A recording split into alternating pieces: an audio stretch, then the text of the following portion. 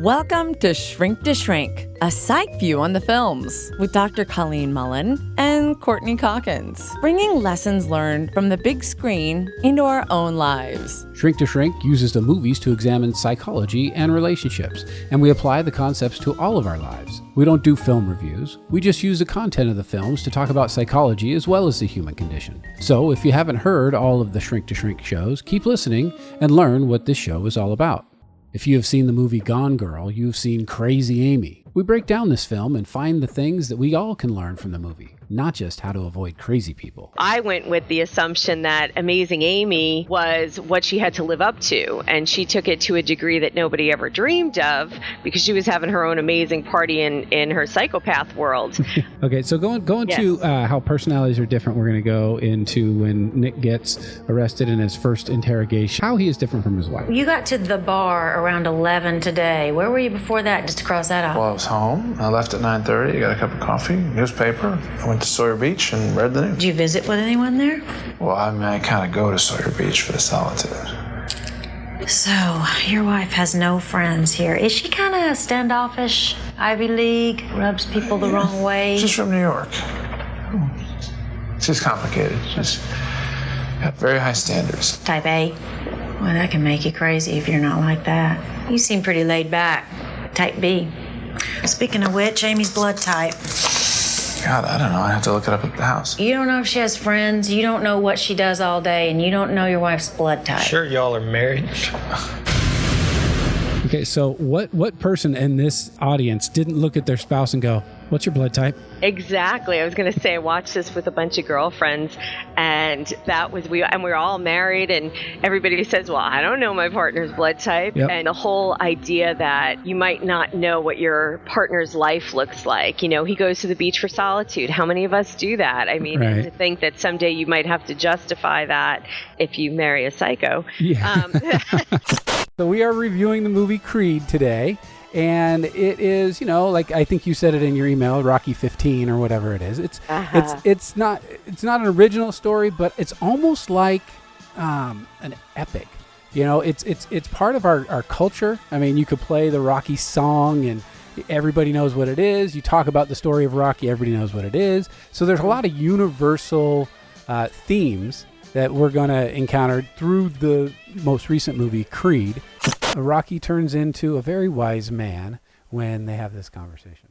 I know a lot of cops, and they said your friend's locked up. Friends. You're just a trainer to me, right? I'm sorry about what I said to you back at the gym. It was just me talking. I didn't mean it. Well, you need to stay away from me. Listen. Man, don't touch me. Come on, what? Get your hands off me, old man. Get your sick ass out of here. Leave. You ain't here talking like you my family. You got my real family killed. I ain't leaving till I tell you what's on my mind. You hate me, that's what it is. Or maybe you're mad with somebody who ain't here, Donnie, who can't defend himself. I understand what you're going through, young man. I swear I've been there. And I know what it's like to feel abandoned and be mad and everything. And you're a better person than that. Forgive him, because there's nothing you can do about it. And it's taking a toll on you. You're still caught in the shadow. You gotta move, Donnie. Just leave, man.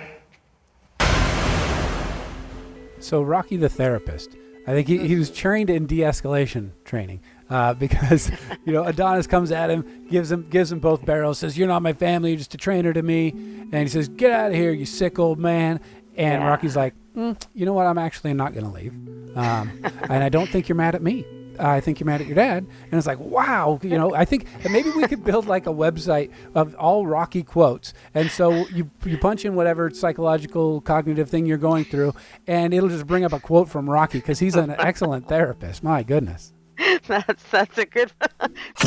The animated movie Inside Out does a great job at describing our emotional life. And on this episode, we dive deeper into some of the concepts from the film. At one point, Riley has her first day of school in her new school district, or new city, or new state in San Francisco. And here is Joy conducting all the pieces as she gets ready for her first day of school. Okay, first day of school, very very, very exciting. I was up late last night figuring out a new plan. Here it is. Fear. I need a list of all the possible negative outcomes on the first day at a new school. Way ahead of you there. Does anyone know how to spell meteor? Disgust. Make sure Riley stands out today, but also blends in. When I'm through, Riley will look so good, the other kids will look at their own outfits and barf. Joy. Yes, Joy. You'll be in charge of the console, keeping Riley happy all day long. And may I add, I love your dress. It's adorable. Oh, this old thing? Thank you so much. I love the way it twirls. Train of thought. Right on schedule.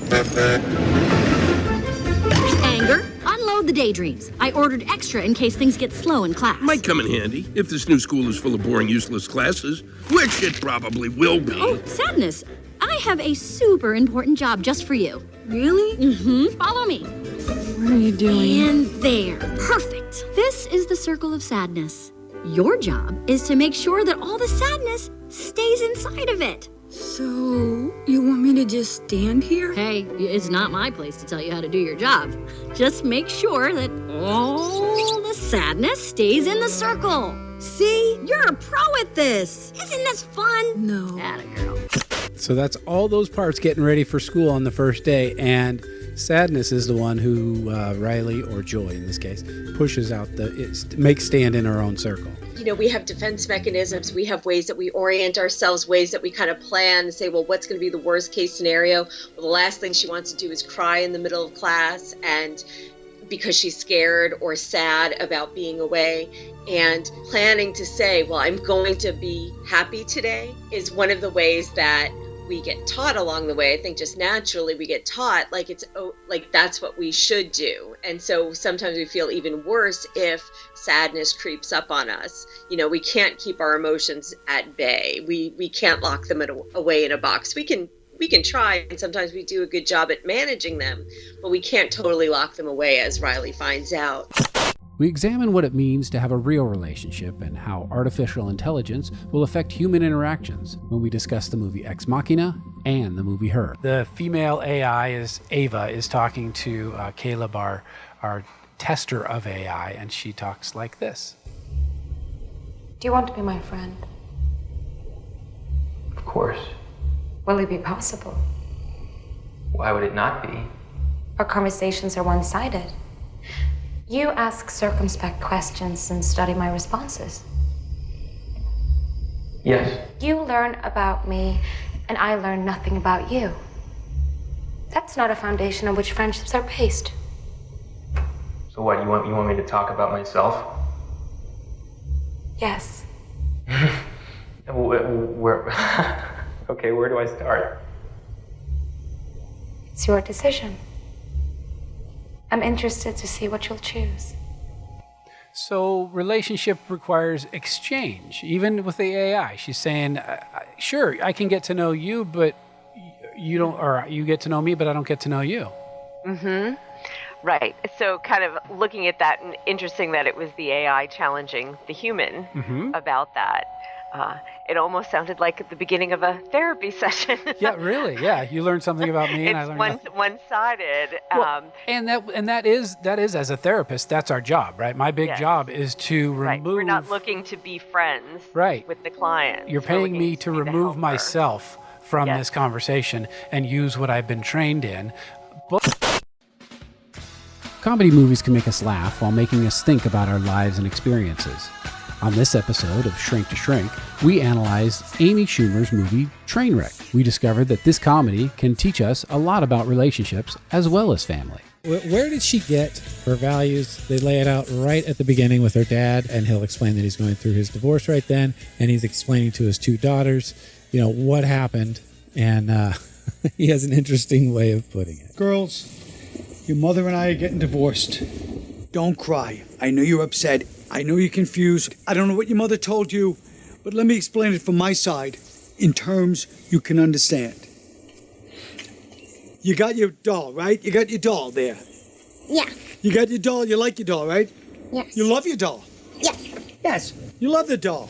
But what if I told you that was the only doll you were allowed to play with the rest of your life? How would you feel? Sad. You'd feel sad, of course, because there's a lot of other dolls on your shelves. And if you play with the other dolls, you can't have that doll anymore. Even though that doll doesn't really want to play with you at this point. You're both living a lie. There's other dolls you like, and they're making new dolls every year. You want a stewardess doll? Yeah. What about a slightly overweight cocktail waitress doll? Yeah. What about a doll who happens to be best friends with your main doll? Yeah. It could happen, right? Yeah. What about a doll you only play with one day and never see again? Yeah. What about a doll where your friend's playing with a doll and he needs you to, kind of man up with the other doll? You don't even want to play with that doll, but you do it because your friend's playing with that doll. You don't want to sit there and leave the other doll unattended. Yeah. So that's why me and Mom are getting divorced. Monogamy isn't realistic. Monogamy isn't realistic. Again. Monogamy isn't realistic. Again. Okay, so Courtney, we're both sitting here cracking up listening to that My scene. eyes are watering. And when you talk about comedy writers, that's brilliant. I think even as a marriage therapist or relationship therapist, that's a great analogy. Of course it is. For explaining how things happen sometimes. No matter how our parents choose to live, whether we agree with it or not, or we have strong opinions or not, somehow we inevitably morph into some aspect of that. You may never be left alone to die on Mars, but when we explore the psychological world of the movie The Martian, we find many different themes that we all can relate to. Look, some relationship stuff. The next one is it's about Mark and the crew and what happened between them. Yes. No, if Watney is really alive, we don't want the Ares 3 crew to know. How can you not tell them? They have another 10 months on their trip home. Space travel is dangerous. They need to be alert and undistracted. But they already think he's dead. And they'd be devastated to find out they left him there alive. I'm sorry, but you have not thought this through. I mean, what are we going to say? Dear America, remember that astronaut we killed and had a really nice funeral for? Turns out he's alive and we left him on Mars. Our bad. Sincerely, NASA. I mean, do you realize the shitstorm that is about to hit us? How are we going to handle the public? Legally, we have 24 hours to release these pictures. We release a statement with them. We don't want people working it out on their own. Yes, sir. But if my math is right, he's going to starve to death long before we can help him. You even imagine what he's going through up there. I mean, he's 50 million miles away from home. He thinks he's totally alone. He thinks we gave up on him. I mean, what does that do to a man psychologically? What the hell is he thinking right now? I'm definitely gonna die up here if I have to listen to any more god-awful disco music. It all boils down to they feel like for whatever good or noble reasons, they have to keep a secret from the crew. Secrets are tough in any kind of relationship, to have secrets. So do you believe that in relationship you should always have 100% honesty all the time?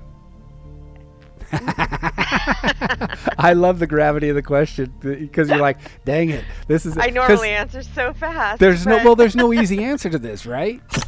If you're interested in Shrink to Shrink, subscribe on iTunes or any other podcast platform, and check us out on Facebook and Twitter at Shrink2Shrink, and we will see you on the movie couch.